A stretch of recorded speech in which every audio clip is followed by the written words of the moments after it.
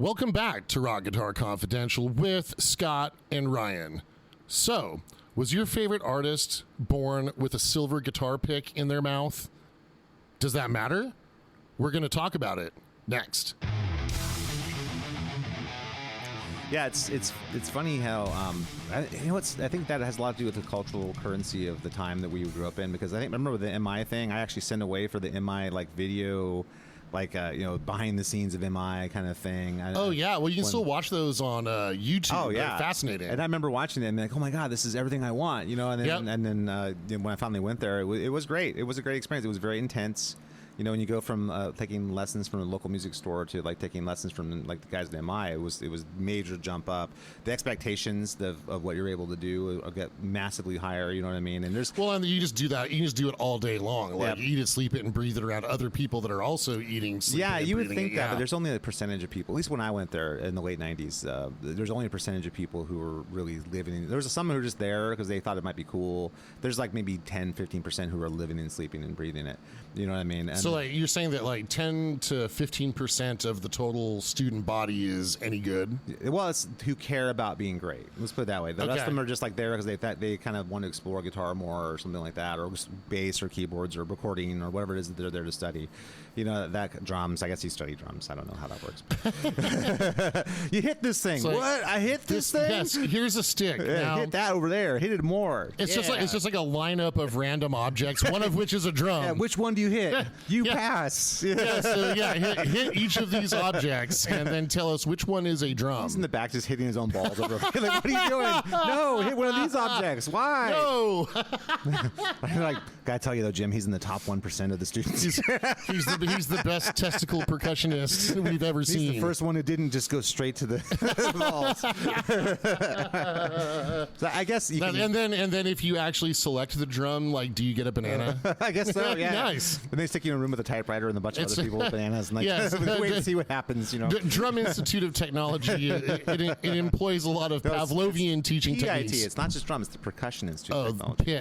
PIT, you got it exactly. And what's funny is there's a Vocal Institute of Technology, which in my experience was all girls who were out in the back of the school smoking all the time. That's everyone who went there. That's all the VIT students. And I remember being like, okay, shouldn't you guys be taking care of your voices or something? Like it seems like weird to me that you're doing it. And, who's your biggest inspiration? Mercedes McCambridge. Exactly. And all the guitar students were just a bunch of dudes, obviously, and who were sitting there just trying to become great. And I remember it was crazy. I don't know if I told the story or not before, but one of my classmates was a guy named Rich Hara, and his dad or grandfather, I can't remember who, was the guy who owns Harrah's Casinos. So he was like the heir to the Harrah's Casino fortune. Okay. And so I remember because he drove like a Land Rover and had like 4 different PRSs and stuff, and he was not like one of the tops. He was like a shredder or something. He just like knew a couple things, and but you can tell he was just doing it because he thought it'd be fun to spend a year doing this, whatever. And you know what I mean?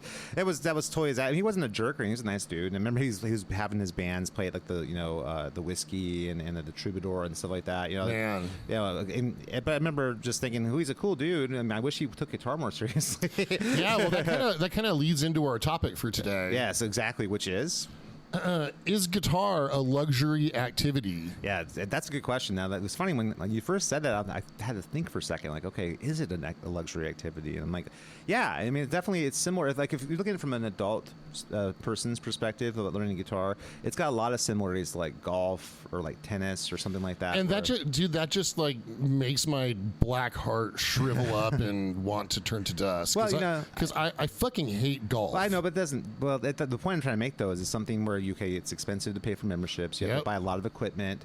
You have a whole industry of people who are going to help you learn how to do better and give you tips. And there's like connections. Of course, not for free. Not, of course. Well, that's why it's called an industry. Yep. Yes. Unlike the music industry, which has not figured out that there's supposed to be some kind of financial income coming from that. Music industry doesn't. That's the only industry that doesn't work that way. What? We're supposed to make money? What? Wait, happened? I don't understand. Well, someone makes money. It's just not the musician. Yes, it's not. Well, that's just a time-honored tradition. Yes, yeah. It's a tradition. Speaking of golf, it's a tradition unlike any other. Yes. The Masters. No, but and tennis is the same sort of thing too. Like, you know, if you want to become, you have to pay for a club membership, and you have to get expensive gear, whether it be tennis, or ironically tennis shoes or clothes and rackets and like bags, and you have to pay for professionals to show you how to do it, and you know, you have to join teams and pay memberships to these different, you know, there's like all these things that are very much akin to guitar. Yeah, cost prohibitive, perhaps. Yeah. So for some, absolutely, and I think, but that just shows you that when someone doesn't have means and they're a player, that just means that they really love it. They're gonna whatever it takes to make this happen. Yeah, like they found a way, and you know, I think people would be shocked at. Just like what a myth it is, like the kid that comes from nothing and grows up to become a rock star. I mean, that's it's pretty not much a myth. It's like not like that's never happened, but it's definitely one of those things that's not typical. You know what I mean? And I mean, having like your dad being like a rock star is a really big help to becoming a rock star, or a casino owner. Or a casino owner. Well, that's this thing he did that week, and like the next year he spent in Monaco, like studying culinary or something like that. You know what I mean? It's like exactly. That's a sort of like a fun little adventure that only the ultra rich can really ever. It's like, you know what I'm gonna do? Take 2 years and just go to the Cauldron Bleu in France and just, you know, go hang out and learn to cook, and then after that I'll go maybe do basket weaving in Morocco or something. You know, that kind of thing. That's just that sort of like weird endeavors that the super rich can go do because they're not encumbered by things like making a living, or like survival. Yeah, exactly. Right. Yeah, absolutely. You know, which I think is the idea, the utopia that people have when they think about universal basic income. It's like, okay, we're all going to be just like that kid. We're going to be able to go study basket weaving and, you know, whatever. UBI is not going to get you that far. It's going to keep you from starving. Yes, it's going to keep you not being homeless, which is great. Yeah, exactly. Right. But which I think is, you know, a baseline we should all kind of aim for. You know what I mean? Let's not have starving people or homeless people. Let's start with there. You know what I mean? And and let's treat, you know, addiction like a public health crisis rather than a criminal thing. I wholeheartedly agree. Those are things that I think would make the world a lot better just right away. A lot more humane. It'd be safer. You know what I mean? You know, I don't like having to confront the homeless when I walk a student out to their car after a lesson. You should really do it for the love of the game, right? Yeah. Right. Yeah. Yeah, I don't like that South Park episode where Cartman jumps homeless people on a skateboard. Yeah, that's perfect. You know, no doubt. That could be the new extreme sport for the 21st century. You know so you're saying I need to bring a skateboard to work? That'd be a good homeless luge. You know what I mean? Oh my I can see the top 1% getting on board with that. Like, oh yes, bring them here. We'll just drive down. Right. That's perfect. Oh man, yeah, dude. And then I'm gonna get started on. Never mind. No, I'm about to go. Don't give Nirvana any publicity. Man. No, I was about to go on a tirade about fast food. Oh, okay. Well, fast food, it only harms everybody. Yeah, right. Yeah. Well, you know, so I've noted, you know, so people. Anyway, I digress. Okay. But you know what you don't do is digest. Yeah, dude, not yes, and I won't wait in line for any amount of time for a Chick-fil-A or an In-N-Out burger. Right. If you're waiting in line, if you are wasting your life in the drive-through at In-N-Out. Mm-hmm. Like, you need to re-examine your life choices. That's the well, seriously. I mean, there's many situations where you might need to start doing that. You know what I mean? That's just one of them. Yeah. That like just you really, it should be some while you're wasting your life in that drive-through to get your mediocre burger. You should really think about. It's a time to reflect, folks. Yeah, it's a time to reflect. That's where most of the deepest reflection, I think. And if you're doing it in a full-size truck, then like I don't know if there's any way to save you. Yeah. So anyway, there you go. Exactly. That's the social commentary of the full-size non-commercial truck. Exactly. Anyway. Oh my God, full-size non-commercial truck. Oh my God. Yes, if it's a commercial truck, then you have a job and a purpose. Yeah. But yeah, if you were a dolphin, you'd have a porpoise. Yes. Right. So anyway, so I digress. So So yeah, I just think it's interesting, and I wonder, you know, doing my own like reflection, like sometimes I have this like reflexive dislike of certain artists, and I know exactly what you mean. I feel like Jack White comes to mind for me. Like, it just but your extreme hatred just comes out of nowhere, so but like isn't that just because of the music because he's terrible at music? That's the main reason. Yeah. Okay, so my counterpoint, and there's really no other like positive trait that he has. Okay, so my response to that is, you know, my perhaps irrational dislike of John Mayer. Oh, okay. That perhaps. I'd like to put some thought in this, Ryan. Like, you know, I've been really thinking about it. I've got the team together. We worked on this. Yeah, right. Yes, yeah, exactly. I've had my people examining all the times. Exactly. You know, because I really can't put your finger on why you don't like him. So I don't think he's a strong singer, but like musically, like if all I were paying attention to were his guitar playing, I mean, it's fine. Yeah, it's cool. He's a really good player. Yeah. And he actually does a lot of pop music that's got really interesting musical parts, which is unusual. Right. Yeah. Totally. I mean, so like by rights, I should like the guy, but is it because he was banging Jennifer Aniston? No. Is it because he was banging Taylor Swift? I don't really think. Is it because he was banging? I'll get to the one at some point. Like, is it because maybe Jennifer Love Hewitt? Is it because that one? Okay, there you go. Maybe there. Okay, he probably banged them all. Yes, so. he's almost. Oh my God! But yeah, Katy Perry, is it because he banged Katy Perry? Yeah, I've never. Let's get down to the starlet that he banged. That was the one that was the deal breaker for you. Yeah, right. Yeah. I've never been. I don't know. Like Jennifer Aniston just doesn't do it for me. Man, when she was in Friends, she did it for me. She was so hot back then. I mean, so you know what? Maybe this is all like. Maybe it's ageism. You don't like her. She's in her 50s now. Maybe this is another. Gross. I'd probably like her better because she's in her 50s. Maybe this is another branch from the same shitty tree. Another shitty branch from the same shitty tree. Yeah. Like, okay, I can't stand Friends or Seinfeld. That's all. That's like the 90s, dude. That's like maybe I just hate the 90s. That was like the most beloved things in the 90s, right there. Yeah. Okay. So that was That's comedy for squares, right? Okay. Like Seinfeld. It is funny though. I would say, like if you look at this, like, they're objectively funny. Seinfeld is the worst sounding show. I'd never even thought about sound. It's the word. Like so it comes on Comedy Central, and so if I have a rare day off. Okay. Like basically Monday, if I leave the TV on in the house and it switches to the block of Seinfeld, which is like a 7-hour block for most, right? So I'll just be like, and it's not just the stupid bumper music. Yeah, like I don't ever need to hear that again. I know it was intended to sound stupid. Turning into kind of a therapy session at this point. Well, kind of. Well, I mean, look, I just this will come as a shock, but I like good sounding sounds. I can't believe it. So my buddy Justice is in town from L.A. So yesterday morning, he came over at 8 a.m. We all ordered breakfast and had Horror Movie Monday. Okay. Yeah. So while we were eating, because I don't want to watch a movie. So the Oddity is the film that was on the list, right? So we finally watched Oddity, which was great. Yeah, it's like that new indie horror movie, right? Yeah. I really enjoyed the setup, and there's a really strong performance from like the main character. I really liked her character. It was performed very well, but I don't think it really paid off on its setup. So that's all I'll say about that. But anyway, so while we're eating breakfast though, I put on Lucio Fulci's The Beyond. Okay. So imagine like spaghetti western for horror movies, okay? Okay. So the thing about Fulci, like, well, number one, so it's low budget. So it was like 1980, which means it was filmed in like 78, 79. Yeah, so it's in that same time window, sort of like right around the time the spaghetti westerns were. Yeah. Yeah. So it's all. So it's about an old a woman inherits an old like house / hotel. Like, just imagine the house on, like, King Diamond's Them album cover. Okay, yeah. In Louisiana, right? Which is already pretty horrible right there. I mean, my God, yeah. I mean, it's great. I wish I had that house. Yeah. I've made that my life's goal. If somehow I ever live in get a haunted rich, house in the bayou. yes. Yeah, okay. Well, not the bayou. I don't want to move to bumfuck Louisiana. But somewhere here no in California. Louisiana people are listening. We that's fine. You're all good people. I love Popeye's chicken. Yeah. So there you go. Am I redeemed? But not in and out. You are a Californian no longer. Ryan. Hey, I love gumbo. Anyway, so right, I'll eat a crustacean. As long as it's not a hard-boiled egg. Mostly for revenge, though. You're not doing it for the food, right? It's just getting your revenge on of course. Crustaceans. You know what I mean? So those pinches hurt, man. What they've done, man, they've got it coming. So yeah, damn bottom feeders. Yeah, exactly. Show you. They like waste their time in the drive-through at In-N-Out Burger. That's why. Yeah. Anyway, so. Yes.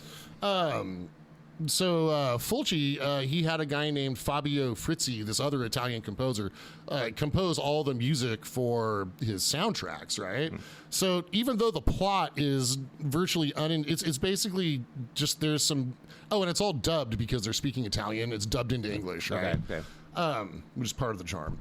So basically, any of the talking in between this house was built over a gate to hell. Oh, okay. As you would want your house to be, right? I also the want Remax my person house. said it was a quaint gate to hell. Yeah, that's right. That's right. But yeah, right. With plenty of room for the kids. Yeah, and, exactly. Like your dog can the run hell around. mouth could fit a whole family in there. It's perfect. You know what I Right, mean? plenty of room for your dog to run around and the hell mouth. Yes, Hey, that's a good one. on Remax, it's like a 4 stars on that one. You know, Yes. it's like So so number one, Fulci is a gorehound. So all the like kill scenes are like zombie pushes a woman's head into a nail that's sticking out of the wall and it pokes her eyeball out, Okay. and then there's blood. So that's how awesome it is. Okay. It's all kind of like hokey in the way it's constructed. You can tell it's fake, but you're still just like, good well, job. I mean, Lucio. most on-screen murders are fake. Dude, what, Just have to say, it's, bruh? you know. You mean Faces of Death wasn't real? Well, that's like the one, but that's called a snuff film. No, and actually, Faces of Death wasn't real. It was staged. damn. I know, it sucks. That was like the myth going on when we were kids. Like, oh Yes. man, this is the real movie where it really happens. You know what I mean? So the movie, so where it really is in the movie is it's the soundtrack by Fabio Frizzi. I think he actually just took like a small orchestra out to perform songs that are on the soundtracks of these films. Like He's the famous Beyond and- model that did all the romance novels, right? Yes, Yeah, he was also on the yeah. cover. Yes, Yes, of, okay. of a bunch of romance novels and. Just the sideline does. Yeah, Like, did a bunch of cameos horror in the movies. 90s. There's some Yeah. horror movie like composing on the side. You know. That's right. So the movie sounds good, right? So I can eat breakfast and get into the Halloween vibe. It's like, they have that theater where you have like dinner while you're watching. Yeah, the yeah. movie. Studio movie grill. Yeah, that has no appeal to me because like if you're consuming art, like you should be fully focused on it. Yeah, I agree with that. That's actually I find that very annoying. Yeah. Yeah, exactly. So anyway, so it's important to me how stuff sounds. Music that occurs in other things. Like Seinfeld, the music is terrible, but also just the voices of the cast talking to each other. It's just very not pleasing. Yeah, I right? think it's a New York thing.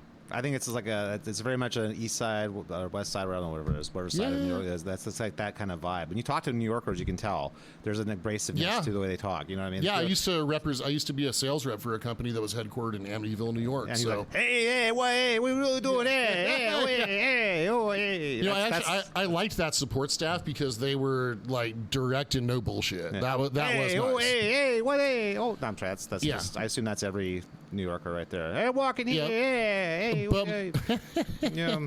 But more than that, I just don't buy the premise. If you're a struggling comedian, you can't afford to live in New He York. wasn't a struggling comedian, though. That's the joke, is that he actually was a very successful comedian. He's like doing this night show and stuff, and he's like flying all over the country touring and stuff. He was actually a very successful comedian in that. That's back in the day when you actually had really, really successful comedians. I mean, he has a TV show at some point. Well, there still are. I mean, comedians are the new rock stars. Well, they are, but only the top 1%. Like most comedians are just like most musicians. There's dudes playing clubs, so the half-empty clubs. The people who are vaguely interested in what they're doing. That's what most comedians are, just like most musicians. Yeah, good point, actually. So it's just like go out and support your local. There's very comedians, few folks. like Bill Burrs and Kevin Hart's. There's very few like those top guys. David Cross. Yeah, exactly. Well, David Cross has David been like an Cross. actor forever too, so he's got a little bit of cachet. Yeah, I know. I wish man. Okay, David Cross, if you're listening, which you're not, But there was if back you were. in the day though, man. There was comedian. Oh, sorry. Go ahead, finish yourself. Oh, I'm just sorry. say, please go back on tour, David Cross. My You will. one, I had tickets to see David Cross, and then 9/11 happened, Yeah. so I know never that got those to see are- David Cross. Is this because it got canceled? Because Everything got canceled. Well, Like, it was like a week after. He hasn't toured since. Well, not that I've been, not anywhere near me that I've been aware of. I mean, maybe maybe I missed something, but I think he shifted his career more to Acting and acting. stuff. Yeah. So no. I mean, there's that. There was a time though, in especially the 80s and 90s, and I guess in the 70s too. Although I was barely alive back in the 70s, so I don't even know necessarily. But I feel like there was a time where the comic was sort of its own like end. Like you get on the Tonight Show, you get on Letterman. That was like the end game of any comic, and then be able to tour and support yourself touring. That was what you did. It wasn't because like, hey, I'm going to score a sitcom out of this, or I'm going to score a being a successful acting role stand-up out of this. That was like the goal was to be a great stand-up. yeah, it wasn't a stepping stone. It was So the Seinfeld goal. is very Yeah. much in that category of a guy who is an amazing stand-up, who's had an incredible career forever doing stand-up.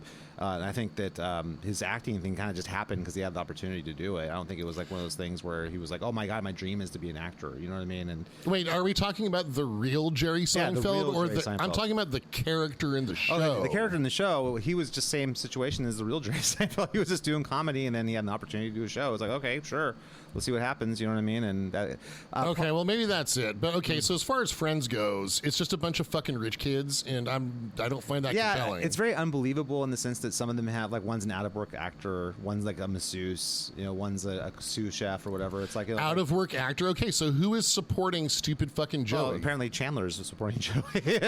So Chandler's rich. Yeah, Chandler's got a good job. He's like, and then Ross has got a good job. And okay, great. So I don't give a fuck about any of them. There's nothing compelling. I don't. Rachel's got a good job because she's super hot, so she can just get a job wherever. Okay, so these are all societal tropes that I can't stand. Okay, so that's why that gets your ire. Yeah, I can see that. Yeah, it isn't compelling. Plus, it's network TV, so nothing's really gonna be like they've got like guardrails on, so it has to be like tamed down. So it's just not compelling. I will never forget the episode of Frasier. He had all the F-bombs and he threw stuff at people. I remember that. Oh, that's fucking cool. Oh, that was actually Kelsey Grammer in real life. I'm sorry, that wasn't. that wasn't on Frasier at all. I don't know. Yeah, I guess Frasier's back on too. But anyway, so you're saying that John Mayer gets that same ire from you?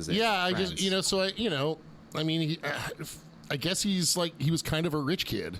I don't know anything about his background, but I guess so. You know what I mean? He definitely was able to go and support himself somehow while he's still struggling as a young kid. But well, he never struggled. That's the thing. If he didn't have the chops and the songwriting tools, I agree, and the charisma to be what he became, he would have never. Doesn't matter how rich he is, it wouldn't happen. Yeah, I agree with that. I'm not taking anything away from him on that. So maybe it opened a door for him to walk through, but he still had to walk through that door.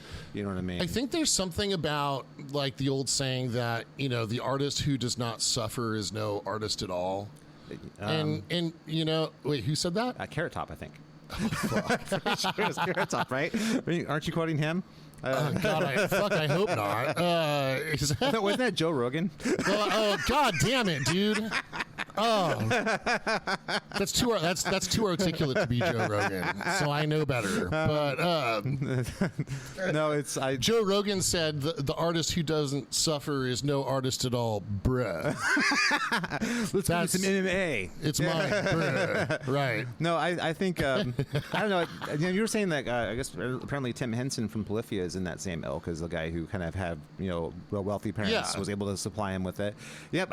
Similar thing though. I think with him, I mean, his skill, you can't buy the skill he has. He actually clearly sat and worked on that for a very long time to develop his ability. I agree. I'm not taking any of that away. And then has enough charisma to draw people to want to see what he's doing. So Tim Henson has charisma. Well, I mean, for a certain type of person, I think that doesn't make sense to you and me. But if we were like 19 right now, it would make sense to us. For some reason, that's just my experience. I have these very smart, very well articulated, really incredibly interested in great music students who are like about 17, 18, 19. Yeah, well, and they all seem to be very enamored of Tim Henson. And I think I respect that. That's fine.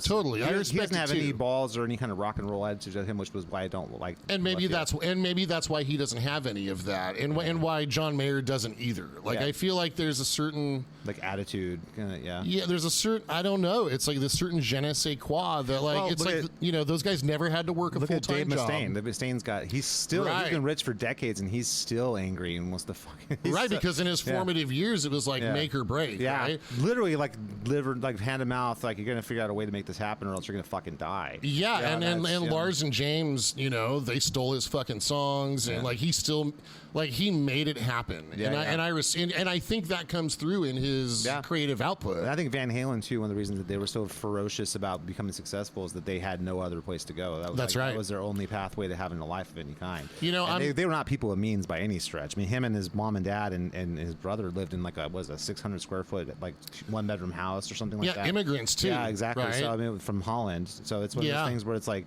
and his dad was a freaking jazz clarinetist. So it wasn't like they had. And his mother was. Where was she Indonesia. from? Indonesian. Yeah, that's right. Yeah. So, but I mean, that's why they were so ferocious about what they did, is because that was their only choice, And you can hear that come through the music, right? Yeah, exactly. So I think that there's maybe a lack of that fire in a John Mayer or Tim Henson sort of thing, but I don't think that makes it less skillful. It's just it's no, just I don't either. Thing. Yeah. And I think I mean, it's tough. I think that going back to the luxury item thing, I think that nowadays it's really become that, because if you're a middle-aged person who grew up on all the classic rock and metal and stuff like that, you can now afford to go buy that $5,000 Engel, Powerball amp or whatever it is going to be, or Fireball, whatever they call it. And then, or I think they have both. Or you got like the freaking, I'm going to go buy a Suhr guitar for $3,600 or a Van Halen replica for $1,700 or whatever, because I just want it. And I think the same ick that I feel towards, like, the irrational ick that I feel towards, like, the John Mayers of the music world, it's kind of related to 62-year-old guy gets on his $50,000 Harley and rides down from El Dorado Hills to buy a $5,000 PRS, and you ask him, what music are you into? And he says, the blues. Dude, you don't have the fucking blues. Well, I mean, you don't get to be into the blues. Only the original blues guys had the real blues. Like, from then on, it became like the like middle class white guy kind of thing from the 90s on, basically. As it goes with most genres. Yeah, exactly. So, and I don't know, it's fine. Whatever. If you work hard and make a good living and you want to do something that makes you happy, dude, you only get one life. So go figure that out. You know what I mean? Again, I totally agree. So this is total, like, I am full disclosure admitting this is just like this weird emotional, like, reflexive pushback that I have on, like, some artists. So, like, I can't stand golf. I just think golf is fucking stupid. But it makes, and it's an elitist activity. It's something that elderly people who are not able to be athletic anymore can go do with their friends. It makes them feel like they have something to look forward to tomorrow. They don't have to see their wives. Dude, one of my best friends in the world, he took on golf, maybe a decade ago or more. One of the best musicians I've ever known, hugely influenced, my friend Rich, he's like my brother. Like, I remember me and Misty were staying over at his house for whatever, maybe it was like a holiday involved, and our other friend and his, now wife. So, like, 3 couples all hanging out, right? And sounds like a game of Cinemax movie.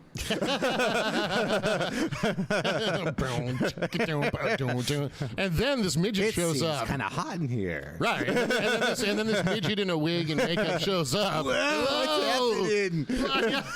I woke up in the middle of the night next to a midget, and you're like, "Wait, this isn't the same midget from yesterday." I was like, "What? Yeah, have I?" Did I get sucked into the VHS tape? No! That wasn't the only sucking. They're called little anyway, people. They're called little people. We're going to make jokes about, right. differently abled porn. It's a Game of Thrones. Very tiny thrones. But real booster seats, really. Game of booster seats. Game of boosters. Yes. So I'm the last of... I wake up and my 2 buddies are in the kitchen, like, drinking coffee. And I'm up at, like, it's like 6:30 or 7 in the morning, right? Too early. Yeah. Yeah, like, too early. And my buddies are, like, one of whom is, like, one of the greatest musicians I've ever known, right? Like, anyway, and so there they are in the kitchen drinking coffee, talking about fucking golf. So I went out, so I let myself out front to have a cigarette, and I called my dad and said, all right, Dad, you won. How about what? How do you won? Like, okay, all my friends are talking about golf now. My dad loves golf. What did he tell you, like, a long time ago that everyone's going to be into golf at some point? No, he's always been into golf, like and I always couldn't stand it. It's just golf is going to get to everyone. It's going to get you too, son. Don't try and run from it. Kind of, yeah. It sort of felt like that. It's like, okay, well, here I am waking up early, and all my friends are talking about golf. Like, I'm becoming you. Yeah. God damn it. Well, I mean, I don't have a problem with golf. I played golf for a couple years, mainly because my dad was really into it, and shockingly, but I just remember thinking, just hitting the ball, walking around trying to hit another ball. Yeah, right. That's just not compelling. I was like, that's fine. You know what I mean? I mean, if you want to be out in nature, then, like, go camping. Yeah, or hiking, or go ride a bike or something. I mean, or walk outside. Yeah, because then you're outside. But that being said, I'm never going to go out there and do I have to call yucking someone's yum? If they're into it, that's their thing. I'm not going to go in there and yuck that for them. It's all good. Whatever makes you happy, what gets you up in the morning, that's all good. I'm not going to. Well, I mean, most of the time, it depends. Okay, if your yum is In-N-Out Burger, then maybe that should be Who am I to decide that? You know what I mean? That's well, we should care about corrosive trends in society. Dude, right? We should care about that, but we also should pay are musicians for their art too. Yeah, look, I realize there's things that happen. idealistic. Yeah, there's things that happen, and but I don't. yeah. I think tennis is like that too. Although tennis is definitely a more physical activity than golf, but it's similar in the sense that there's like that sort of like buy-in. You have to like, okay, I gotta get a club membership, Yeah. gotta get this equipment, gotta go pay a pro to give me lessons, I gotta join a team or whatever. There's like all these things. Biking's like that. Some people are like way into like mountain biking and stuff, or like into like road biking, that kind of thing. They buy all the gear, they gotta buy the bikes, they go to workshops, and then they go and they join clubs, and they go out, and like you see like on Saturday sometimes like on the mountains there'll be these tons of people out there biking and stuff like that. Yeah. It's like a whole I've got a thing. good friend who's into mountain biking, and That's just how it is. So I mean, I look at guitar as similar to that, and I'm grateful for that, because although it's way cooler. It is way cooler. But let's be real, that does give you and I professions. We're the tennis pros. We're the guys who show people how to do this stuff. So grateful. Yeah, exactly. So it's a great thing that people are into that. I think guitar is really fun too, because you can kind of enjoy it at any level. I mean, I guess golf's like that too. You can kind of go out and you can totally suck, but you still have fun with your friends out there doing it. Well, actually, I found like I was able to achieve, because I used to have like during my like corporate life, I guess I had to take clients out golfing. There'd be events for like a distributor, and then you have to go golf. Skips Music actually had a golf tournament for many years around Stairway to Stardom. Very unfortunate. Okay. Yeah. So my method for having fun, even though I sucked at golf, was called alcohol.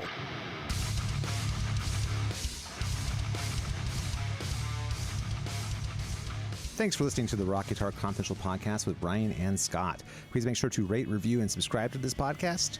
Now back to the show.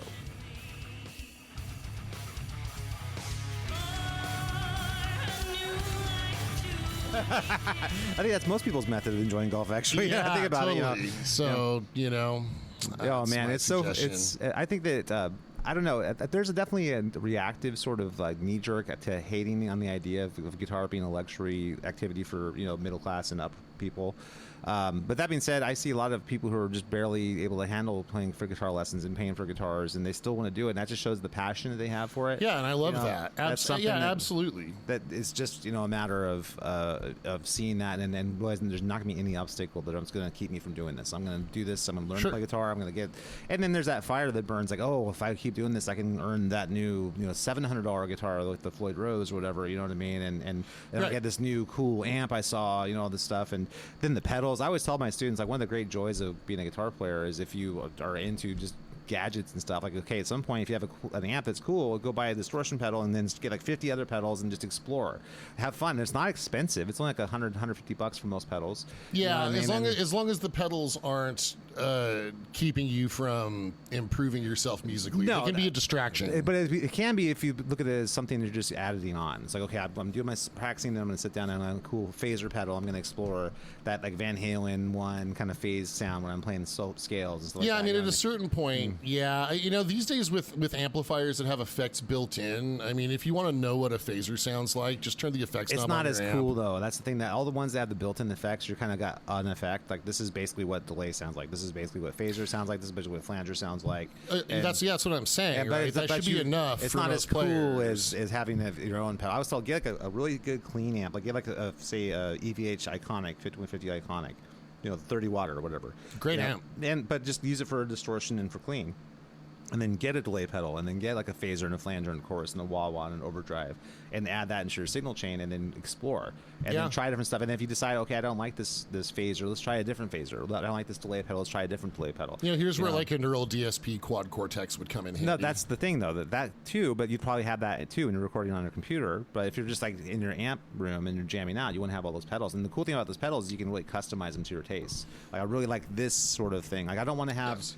Say MXR super badass overdrive. I want to get like a radial tone bone for my distortion, that kind of thing, and go in there and try it out and see what you think. As long as someone isn't doing that instead of improving their note selection. No, I'm with you 100% that you can't do one or the other. It has to always be both. You have to be constantly working on developing your craft. Because I always tell people this, and this sounds snarky, but the biggest key to getting good tone is playing guitar really well. That's my point exactly. That is the key to getting good tone. So it's not going to make up for your lack of practicing. Yes. But it is an extra bonus if you practice and you want want to sit and explore different guitar tones and stuff, and then, hey, I really like the way that, whatever, pick any guitar player has this thing, you can explore something in that sort of world with, similar signal chain. And it teaches you about how to stack pedals and how to use effects loops and things, how to get more into to how your amp can be used and stuff like that. You know what I mean? Yes. I think that stuff's interesting. If you like that, that's very much the luxury good sort of thing. So you kind of, it is, yeah. You have this good floor point. that you can come in, but then you can just add all these, and it's relatively affordable. So if you wanted to go on the weekend, like I'm bored, well, let me run down to, whatever, Skiss Music or whatever it is, and go buy a distortion pedal. And I'll come home and I'll play around with that for like, 2 hours that afternoon. And that could be a fun thing, cost you like $100. It's like going out to dinner. Yeah, okay, you got me on that one. I'm a big proponent of, if you want to get inspired, there's like 3 things you can do. You can, start taking guitar lessons. Yep. Right? You can, 2, start a band. Yep.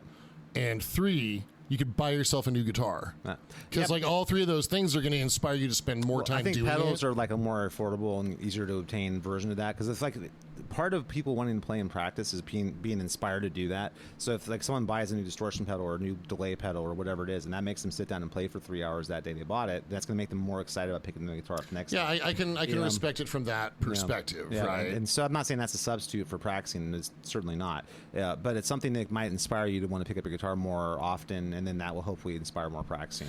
You know what I mean? And so, since this is the podcast like therapy session, so I think the reason I have that attitude, when I was before I left music retail the first time, so when I was working at Skips on the sales floor the first time, I tried to carve out a niche by being like the rack effects rack system guy. Okay. Right, preamps and whatever. Like I remember when the Line 6 Pod Pro came out. Yeah, there's a whole bunch of great, especially back in that time. You had like the Rocktron stuff. You had like I had a Rocktron Chameleon forever, plugged into a BBE Maximum Sodomizer, and then I used to run I had a power amp. I originally the ADA MP1 and stuff like that. Yeah, dude, the MP1 and the Marshall JMP1 still sounds great. I mean, there's a bunch of good ones.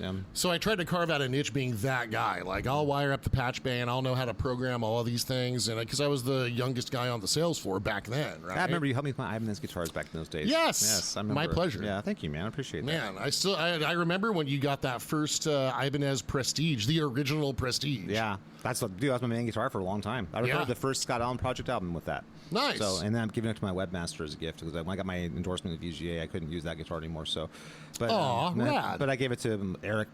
Shout out to Eric for my old webmaster for the Scott Allen Project website. So, nice. So it's still out there. Great guitar though, and I still have my 520 though. I still have that one that you sold me. Good. I'm glad. The purple one, right? Yeah. Well, blue. Yeah, okay. Yeah, blue, purple. They're affiliated. Yeah, exactly. They're definitely. And I appreciate that. I remember talking to you and you're saying like, oh, I got this other guitar. It's really similar. Like I remember telling you like I want something because I remember did a bunch of shows with my Nuno guitar as my backup guitar, and I was used to the Prestige. And if I break a string or something, I had to switch to the Nuno. It took me a couple songs to kind of get used to because the neck was totally different. It was 22 instead of 24. Yep. I had to do extra bending on certain parts and when I'm doing harmonies and stuff. And so I remember thinking I need a guitar that's just like my other guitar, but like not as nice. And I got just the thing. Yeah, dude, you know what? I almost bought another guitar recently for that same reason. Yeah. So I just got the Comparison Horus, right? Yep. So Ibanez has these Prestige. It's some sort of like art series, or I don't know. It's like an RG body, but it's got like a carved top. Oh, nice. And it's 27 frets on the high E string with the angled, Oh, so it's perfect. Yeah. Stacked humbucker or single coil sized pickup in the neck. Yeah. Yeah, it's like with rails, so it doesn't affect the way that Yep. the bell pulls. It makes sense. Yeah, exactly. So it's basically like the Ibanez version of the Comparison. Yep. And so me and my student Andrew, shout out to my buddy Andrew, awesome guy. Andrew is like such a motivated student, man. I love it, man. Yep. So shout out to Mr. Andrew Salinger out there. Nice. Yes. So we were walking out from his lesson at the end of the day, and the guys on staff like pointed the guitar out to me, right? So we went and checked it out, and I told Andrew, dude, if you don't buy this, I'm gonna buy it. Uh-huh. I came into work the next day. It was a Friday. Like my first lesson at Skips was at like 4 p.m. So I showed up at like 3:30, walked over there, saw it was gone. Oh, he bought it? That's so funny. He traded in like 4 guitars for it. That's so cool. Yeah, but so he's got the guitar now. And so you have to now awesome. is you have to buy another Comparison. It's just, right. Yeah, exactly. Yeah. What I really need to do is not buy any new guitars for a while. But so thank you also to Andrew for helping me. The feel really matters for your backup. It's got to feel just like your main. And control scheme too. Yeah. It's really jarring when you go to a guitar that is not like your other guitar. You know, it's especially when you're playing complex music and stuff. It's like it takes you a second to kind of adjust to the, and then when you adjust it, you're fine. But like in a couple songs in between, it was like, remember, like the feel with the play on the whammy bar wasn't the same. There's like all these things that were just different. Totally. You know what I mean? And you have to sort of adjust, and it's very difficult to do that on stage in front of a bunch of people. Yeah. You know what I mean? I'd rather not be doing that. You know.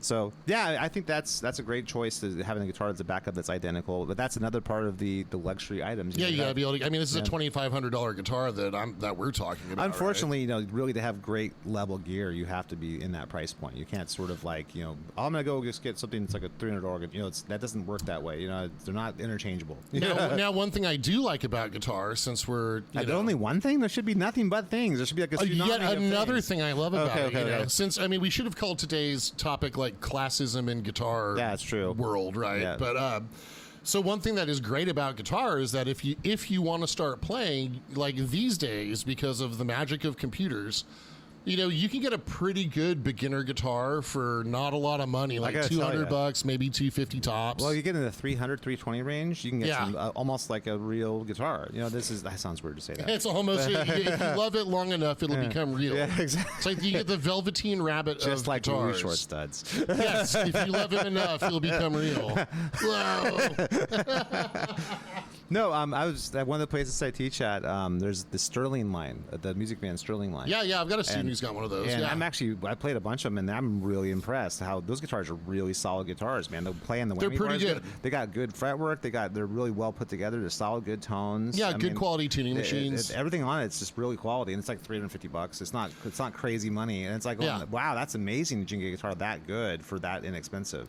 Yeah, even the freaking Yamaha Pacificas for like $175 or whatever. Yep, Yamaha is great stuff. Pretty solid. You know what I mean? Yeah, and then on the acoustics, like an FG 700's like $199, and that's like a solid top Yamaha guitar. makes all kinds of stuff in that 200, 300 range. It's really solid. Yeah, I think Yamaha is one of the, if not the originator, but like the early adopter of the Kaizen event, like in the manufacturing process. Is that what brings Godzilla out of the ocean? Exactly. Would you battle with Mothra? So if your product can withstand a Godzilla attack, that's actually the way it works isn't that OSHA law in Japan? Yeah. So we should have, you know what, I'm going to talk to somebody at Yamaha, and I'm going to see if I can get them on our podcast. Because this would be really worth talking about. But we're not going to talk anything that's worth like a horn or anything like that. So there's no trumpets, no clarinets, no trombone. Yeah, so if you want to, you know, if you want to be like a saxophone player, if you want to, I mean, that's why they rent out. Talk about needing to rethink your life choices. My God. Right. So that's why, you know, if you're a band and orchestra kid, you end up renting a saxophone, because if you just want like a basic one, you're at like $1,000 just to try it. And you also just don't want that to become your identity, man. You want to be, you don't. You don't become a saxophone guy. No, friends don't let friends. Exactly. Or a clarinet guy, or trumpet guy, or trombone guy, or tuba guy, or anything else guy that's not left guitar drums, guy, bass, or keyboards. You know. Yes, exactly. Yeah. Yeah, I mean, I believe we can. Agreed. I believe we can build a world where no kid has to play the trombone. I hope so. I want to live in that world. Yeah, yes. I want that in the eyes of angel. Did you know that? The Sarah several children other in hit every song. single band orchestra are forced to play the trombone every year. Yeah, that's right. Due to circumstances beyond their control. And we can build a better world. And just like flashing like band and orchestra kids, getting shoved into like freaking garbage cans and stuff. Right, just a single tier. We can build a world where no one has to play the trombone. Yes, I agree. And just insert trumpet, insert tuba, insert any horn. Yeah. You know what? We could have AI just do that for us. Now. We really should. We could. Yes. Yeah, that's AI is not all evil. Then I guess that's good. Yeah. So you know, so maybe that's also why I have that knee-jerk like classist like reaction, because I've always thought. You know, I've always thought of guitar as being a thing that, like, you don't have to be extremely privileged to pick up. Well, you don't. You can actually go do. I mean, it really depends on how bad you want it, because you can buy that $200 guitar or that $150 Pacifica with, as we did when we were kids. We had Memphis guitars through freaking Crate GX10 or whatever. Crate G10 XL. It didn't even have reverb in it. It was the cheapest Crate amplifier. Worst. I had the same one, and it was worst. But we wanted it though. That's the thing. There's nothing that's going to stop you if you want it. You know what I mean? But nowadays it's so so much better. Like you buy for the same money that Ryan and I spend on our garbage guitars and amps. You can buy something that actually sounds like a real guitar and a real amp now. Yeah, a guitar that has like real wood-like qualities. Exactly. And through an amp that sounds like an actual guitar amp, not you just can, like you can go not to ripping Skips paper. Music. Yeah. Yes, make sure to go to Skips Music and buy that stuff. Okay, now there are people listening to this podcast who do not live in California, so we need to recognize any other local retailer, So who's those locally people, owned retailer. yes, and those people can go to Skips Music's website and buy that stuff from Skips Music. Now, I am really okay with you. Yes, do that. But if you can't, at least pick up the guitar and amp, Yeah, or however it is that you that's feel right. like you need to do it. So, and then sign up for lessons with Scott or Ryan. yes, which you could do actually with me through TrueFire from anywhere in the world. That's right. So, and you could just hit me up on my Facebook page and we can Zoom. Exactly, and then little guitar too. Yes. Oh yeah, right. Yeah, that too. So yeah, I guess I just have this thing. This is just a personal like preference, and I mean, look, I was a privileged kid, right? I'm an only child. My dad had a good job, so I don't mean to, not climbing the children in the streets, fighting. Right. Yeah. It took a long time for my parents to view music as being a legitimate career path, right? And that's a long story for another time. Yeah, I mean, that's understandable. That's the tales all the time when it comes to someone becoming, an artist, an actor, Right. a musician, comedian, whatever, anything in the arts. Like and it comes from a good place. Parents are going to say, no, totally. you need to go to college, get your bachelor's degree in whatever, business administration, whatever it's going to be, communication, something. Get a degree, and then you can get a good job, and then don't worry about these stupid dreams, that kind of thing. Yeah, absolutely. That's sort of the mantra for many parents, and then I don't want to demonize that because I think it's coming from a good Agreed. place. Yeah, it's just that I think that love my parents. We have a great relationship. if everybody It's were to not- follow that yeah. advice, though, there would be no artists. Because there's no such thing as a safe artist job. You know what I mean? There's no like guaranteed artist. That's job. absolutely right. You know what I mean? Yeah. It doesn't exist. So you have to sort of have this feeling like you have no other option. You know that your life will be incomplete if you Yes. don't do this. You know what I mean? And you have to make that happen, and you have to work for it. It's not going to you decide that and then don't work for it. Then you're not going to succeed. You have to put everything you have into it. And then even then, the sad thing is, there's no guarantee of success even then. You know what I mean? So but you do it because you feel like you have to. That's the choice in front of you. You know what I mean? And That's right. And then you find a way. That's really what it comes down to. Every great artist who's made a living, whether even they're famous or not famous, has found a way to make it happen. You know what I mean? In whatever way that means for them. And I think there's definitely sacrifices that come with that. Definitely. In terms of social status. I mean, one thing I didn't realize until I got married, and then subsequently divorced, was that there's a whole cadre of people who kind of look at the arts as like silliness. It's like childish kind of thing. I think it's jealous because there's a lot of people out there, and they may not realize that, but there's a lot of people out there that are working jobs that are unfulfilling, right?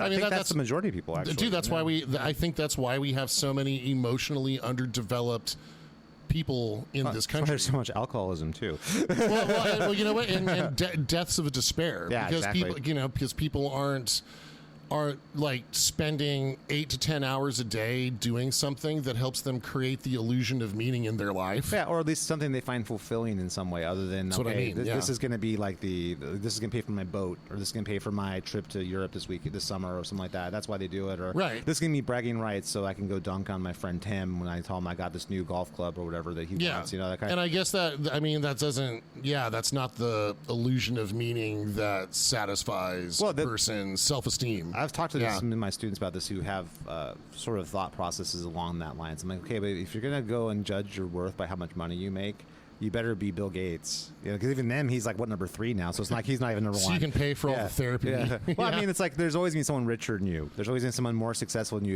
if you stack up your value by how much money you make. You know what I mean? That's like comparison is the thief of joy and all that stuff. Exactly. And I think at the end of the day, just do what you're going to do and be comfortable in your own skin, which is another topic for another day because there's very few people who do that too.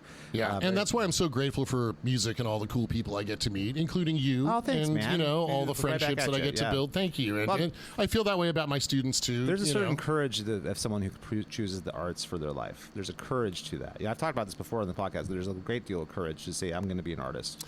You know what I mean? And it might be foolhardiness, but it's also sort of an idealism in a way too. It's something that's very valuable and it's something that's beautiful. Like the idea. I remember just reaching a point where it's like, I'm either going to earn a living doing this or I'm going to fucking die. Yeah. Like, and that's not hyperbole. Yeah. Like, I just would have been self-destructive until I was dead. Yeah, if well, I hadn't that did not go that way. So, yeah, I mean, I'm just, being totally honest with our listeners. Yep. You know what I mean? Because Like, usually you lie. That's your thing. That's Right, He totally. just lies all the time. oh my God, dude, Yeah. I had He's super into Ricky Martin. That's his favorite artist. Dude, I was having beers. With Jimmy Hoffa the other day, and let me tell you, man. Him and Amelia, right? Amelia's the other one, right? Yeah, right. I mean, well, they got married. Oh, is that right? Okay, I yes, didn't know that. right. Okay, yeah, yeah. Sasquatch did the In ceremony. the underground bunker Yes. that everyone lives, who really lives in. Yes. Yeah. Well, I mean, they got Outside of the AI, matrix everyone else lives in. Right? Yeah, they got married shortly after Stanley Kubrick shot the moon landing. Makes sense. Yeah. Yeah, totally. Perfect. Yeah, because they figured the attention was drawn away from them. Sure, and yes. then Sasquatch's like, now's the time. You Yes. know what I mean? It's exactly right. Which now I got shit. When did Jimmy Hoffa disappear? It might have been after. When was that? Was that after? No, that was before I'm gonna say 69. I think it's like 1988. Wait,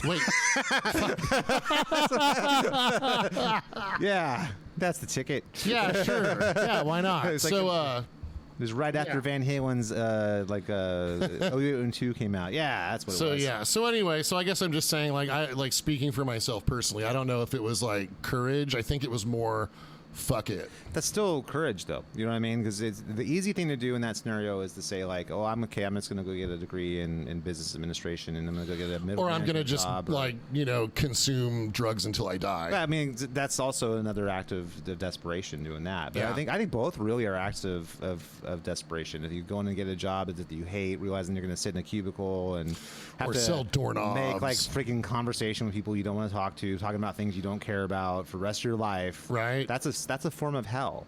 You It know what I is. mean? And it really is. And I think that most people will tell themselves, well, I want to make sure I make X amount of dollars. I want to make sure I can retire. But see, here's the thing. I've always been baffled by the retirement thing, because it's like, okay, if you do what you love to do every day and for money, why would you retire from that? That doesn't make any sense to me. Like, Yeah. what are you going to do when you retire? Sit and watch Price is Right? Like, Right. why would you do that? That doesn't make sense. Okay, so I can see a future scenario where maybe I teach like a third less or half as much, and then spend more time on my own music. yeah. But I don't think I ever want to give it all the way up. No, I mean, I think if you play guitar all day long Yeah. for a living, why would you stop doing that? You know, Oh, it doesn't that's make never any- gonna stop. Yeah, and Yeah. until you physically can't do it, then maybe you Right. can stop. But I mean, it's not like you're breaking rocks in the sun or something like that. You know what I mean? It's Yeah, like hanging drywall. Yeah, I don't see that. I can see if you're doing that, then yeah, you want to retire at 65 and not have to, Yeah. with the 5 years left you have because your body's totally broken. Oh yeah, dude, I used to work in the doorknob industry with a dude who It was a total doorknob.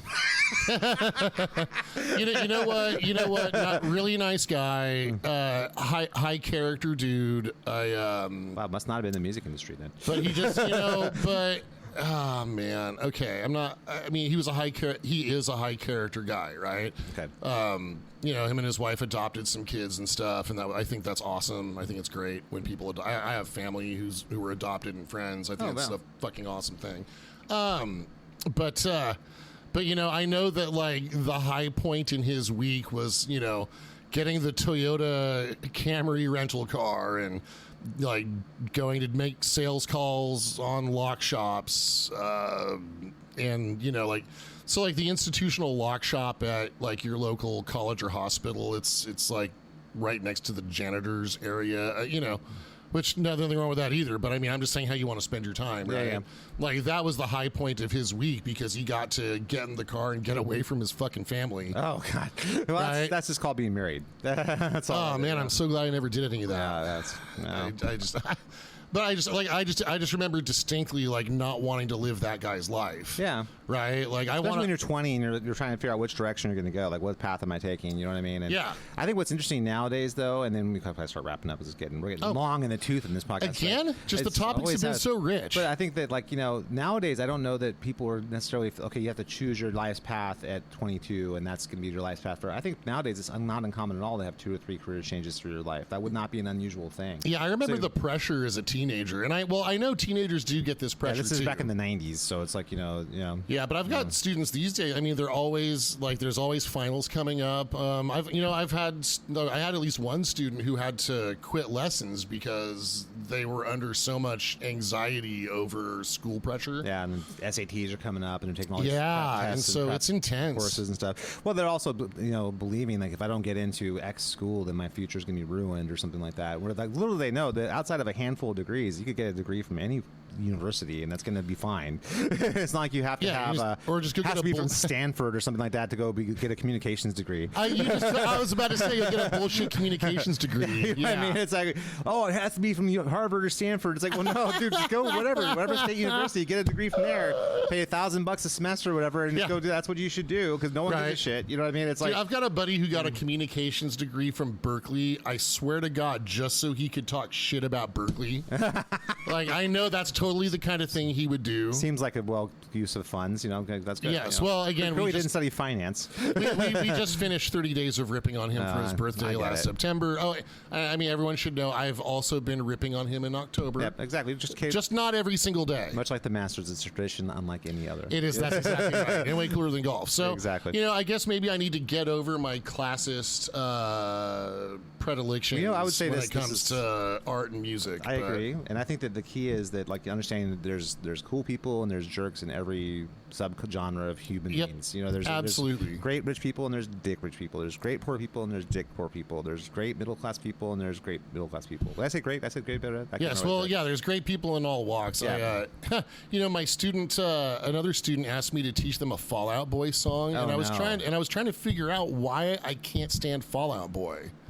Why? Do you come to any kind of conclusion in that one? Well, there's two. One reason is that they covered "Beat It." Oh, Beat It's a great song by Michael Jackson, and then like when it came solo time, like there just isn't a solo. Yeah, well, that sounds like Fall Out Boy to me. They just fucking munched it. But then I was watching the video for whatever song, and it finally hit me. Like, this looks like a bunch of spoiled fucking rich kids that got to be a successful rock band. Fuck those guys. Like, that was the emotion. Well, that makes sense in a lot of ways because a lot of, band, how hard it is being a band. Like, going out and touring is not easy, and you're going to go out there and make no money forever, and then you're playing dives for nobody. That's just part of being a band. And it occurred to me, like, these guys don't need to find a way money to survive that time period. Well, those guys could come home and mom and dad have a nice room for them, and they're paying for their food and everything like that. Right. Little Pete Wentz it's like doesn't sending have to worry about earning a living. The camp or something, you know what I mean? Right. Yeah, that's kind of what it is. I know, but like people who are like living it, those guys come home, they got nothing. You know what I mean? They basically have to either go grab another tour with another band, or try and build a teaching practice from scratch, or give up touring, or get a job, or whatever. It's just I mean, I just saw an interview with Carla from the Butcher Babies. You know that band, the Butcher Babies, and Two Chicks. I've heard of Butcher Babies. Yeah. That's a great band name. Apparently, they've called it quits, or at least got rid of the two lead singers, which I'm sure they'll find some two other strippers. They got rid of both babies. Both of the babes, because those chicks are unbelievably hot, both of them. Shockingly, that's the draw of that band. I can't imagine. But music's not the product. Exactly folks. not. But anyway, even those guys are successful. Those guys were like mid-level on a festival kind of band. Yeah. Not the opening, but not like the headline, in the middle. They're pretty successful. Playing bigger places. They play a place like Ace of Spades if they were playing here and stuff.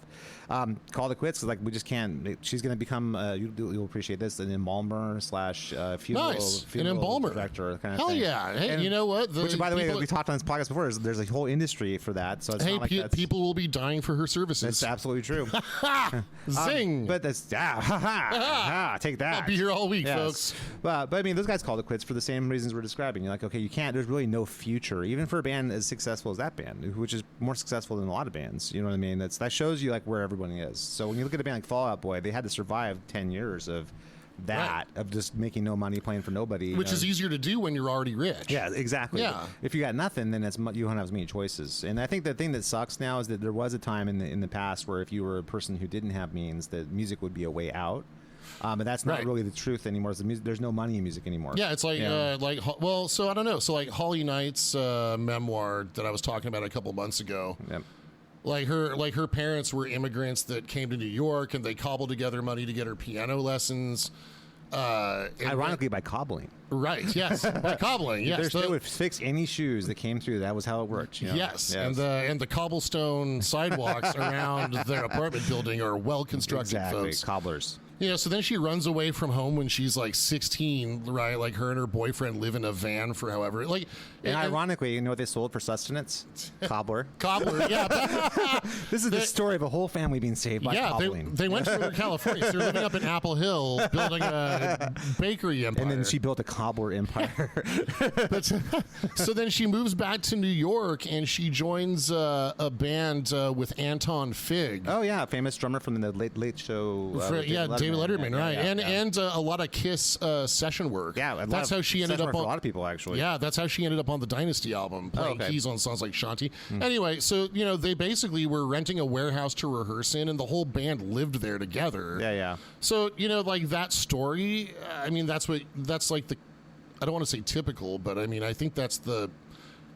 And it's not a myth because she lived it, but I mean, I think everybody thinks that it's like that for everybody. And I just, I don't know. Well, back in the day when she was doing that, there was an industry, though. There was actually a chance that you might get a deal. Getting a deal was like, okay, cool, now here's like $1 million. And then that's enough to keep you afloat for a while, you know what I mean? Yeah, she developed a relationship with Blondie's producer, and that really, and she was a good songwriter who was classically trained. Yeah. So, but I mean, but none of that came from wealth. No. She just made it happen. Came from moxie and talent, and circumstance, the time period, and sort of the sort of what was the word, resilience to kind of just keep working until something happened. You know what I mean? That's right. Stevie Nicks was like that too. Stevie Nicks used to like clean houses and stuff, and she was just like a maid, and that's until someone discovered her and was like, oh my god, she can totally sing, and then she get it was a whole thing that that very few of our like classic artists that we all revere came from any kind of means. That was not the way it worked back in the day. Although I think Lindsey Buckingham was a rich kid.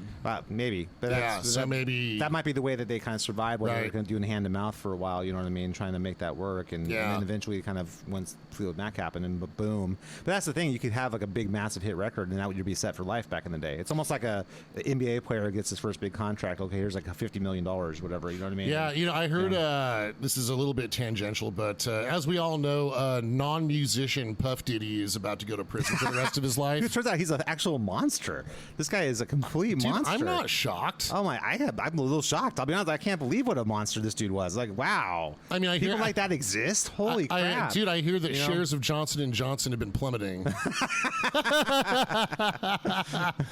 but like he just like used other people's songs essentially to become famous. Well, that's a time-honored tradition in certain circles of rap. The rap. I mean, I remember when he did the "Every Breath You Take" thing. I remember that was the first time I was like, "What? You just bit the whole song." Yeah. Like it wasn't even chopped up and turned into something different, as was the case in my perception before that. But I guess Sting gets like a $2,000 a month royalty check, or maybe $2,000 a day. It's a lot of fucking money he still gets for his wine for the day or whatever. You know what I mean? So I feel a little better knowing that Sting, the original artist, got paid a fuck ton of money for that. I just keep wishing, like, couldn't you actually just be a good artist yourself and not take other people's stuff? I wholeheartedly agree. That kind of strikes me. But it turns out he's also just a monster. So that too. Yeah, I'm waiting for Jack White for that other shoe to drop for him. I want to find out he's also a monster. Well, maybe this will pacify you, but someone's suing Garth Brooks for rape. What? Yeah. Really? Check it out. Yeah, sexual assault. Yeah, his former makeup artist. Oh my God. Yeah. So hey, folks, who is out there complaining about the Garth-pocalypse and dipshits who tuck their shirts into their jeans and how unwholesome the wholesome new country music is? Who was that guy? He's like in a DraftKings commercial, like Eli Manning and Peyton Manning and stuff right now. Yuck, folksy, derp, whatever. So. But like I don't know. Yearwood or something. I mean, I think he is. I mean, I don't have any opinions about Trisha Yearwood, but I don't know. It's just that's not anything I've ever heard. I mean, about his character, innocent till proven guilty. Yeah. They haven't found any baby oil yet. Oh my God, the Diddy stuff is just like so horrifying. Every new thing that comes out is like so much more horrifying than the thing before it. It's like, oh wow. Yeah, and to be fair, I mean, so Garth is saying that it's extortion, and I mean, there haven't been like tens or hundreds of other witnesses coming forward yet, as far as I know. It's like with the Deshaun Watson thing, where like, oh, here's 37 women who all have the same story. Yeah, right. Yeah, there isn't like a Me Too with Garth movement. But you never know. I don't know. I mean, I had to have a little chuckle though. Right, on that happy note of Schadenfreude, which is a proud tradition on the Rock Guitar Concert podcast. Thank you guys for listening to our wonderful podcast today. Hopefully, you have some insight into the I guess we would call them nepo babies for lack lack of a better way of saying Sort of. Yeah, the rock world. privilege. Like, do you like listening to privileged artists, or would you rather listen to art made by a normal person? These are all true statements. So anyway, thank you for listening to the Rock Guitar Confidential podcast with Ryan and Scott. Please make sure to check out our website at xaegisband.com. Ryan, what is that? Yes, that's www.exaegisband.com. And there you'll find links to our social media. Please make sure to follow us on social media and comment and like this podcast. And like, rate, and subscribe. Subscribe to this podcast. I don't know why I was forgetting to subscribe for some reason. That's okay. Like, rate, and subscribe. And we'll see you next week. Have a good one. Thank you so much for listening. Peace.